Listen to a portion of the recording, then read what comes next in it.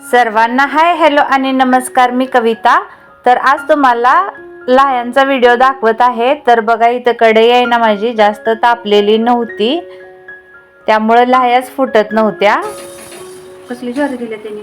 फुटणच की ज्वारी दिली आहे का खरंच ती लाह्याची ज्वारी? मग ती लाह्याचीच नाही मागितली तर 50 रुपये घेतली त्या पोराने। कढई छान गरम झाल्यावरती थोडा गॅस बारीक केलेला आहे आणि हे सगळीकडे उडतं, त्यासाठी मग ह्याच्यावर मी परात धरलेली आहे। तर आमच्या इकडं सोमवार बाजार असतो, त्या दिवशी ही लाह्यांची ज्वारी भेटत असते, पण माझ्या लक्षातच नाही आणि मी सोमवारी बाजारला गेले नव्हते, त्यामुळे म्हटलं चला गेल्या वर्षीचा व्हिडिओ आहे तर आपण तुमच्याबरोबर हा शेअर करूया। तर मी 50 रुपयाची काहीतरी पाव किलो इतकी ही ज्वारी आणलेली होती।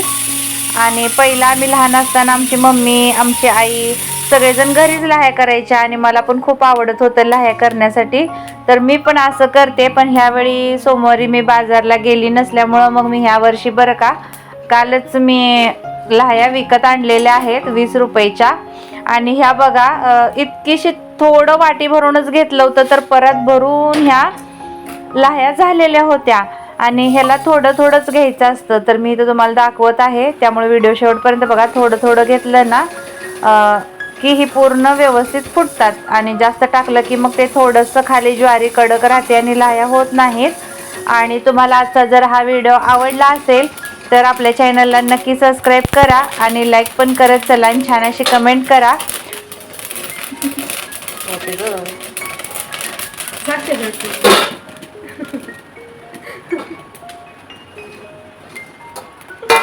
एकदम सोडायला भाजलं ना पुन्हा सांगते, ह्या वर्षीचा हा व्हिडिओ नाही आहे, हा व्हिडिओ होता गेल्या वर्षीचा। काही कारणास्तव मी टाकलेला नव्हता, कारण माझ्या लक्षात नाही आहे आता, पण म्हटलं चला ह्या वर्षी आपण तुमच्याबरोबर हा व्हिडिओ शेअर करूया। तर पाहू शकता कढई छान गरम झाल्यावर एकही ज्वारीचा कण खाली राहत नाही आणि छान अशा लाह्या ह्या फुटल्या जातात। आणि तुम्ही पण विकत आणता का अशा पद्धतीनं करता ते सांगा। मात्र मी ह्या वर्षी विकत आणलेले आहेत। एवढ्या सगळ्या बोलण्याच्या नादात एक महत्त्वाची गोष्ट सांगायची विसरून गेले। तर बघा, जे मी हातात जे कापड धरलेलं आहे ना ते सुती आहे। आराध्याला ती स्लिप मोठी होत होती म्हणून आम्ही त्याला गाठी मारलेल्या, मग तिनं काही घातलीच नाही। एकदा नुसता ट्राय करून बघितलेली होती, पण मी ती स्वच्छ धुवून व्यवस्थित वाळवून उन्हाला अशी ती घेतलेली आहे। आपल्याला सुतीच कापड वापरायचं आहे।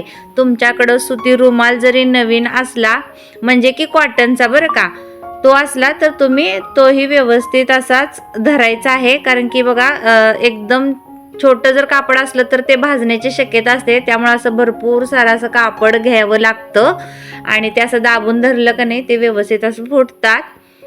आणि तुम्ही कशा पद्धतीनं लाह्या करता ना, जे कोणी करत असतील ताई मावशी माझ्या, त्यांनी मला नक्की कमेंटमध्ये सांगा, तुम्ही पण कापड वापरता का, असं परात वगैरे झाकता किंवा कुकरमध्ये करता।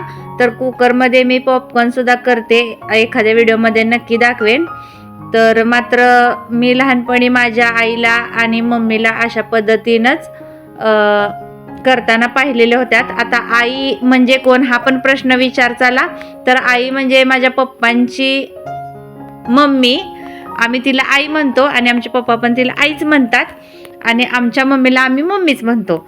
तर मी पण लहान असताना असं थोडं थोडं त्यांच्याबरोबर ट्राय करायचे, पण नाही का मुलीला लागलं भाजलं तर ते डाग दिसतील अंगावरती, म्हणून जास्त मला करून दिलं जात नसायचं। मग मी लग्न झाल्यावर मात्र केलेलं आहे आणि किती छान परातभर ह्या लाह्या झालेल्या आहेत, इथं तुम्ही पाहू शकता।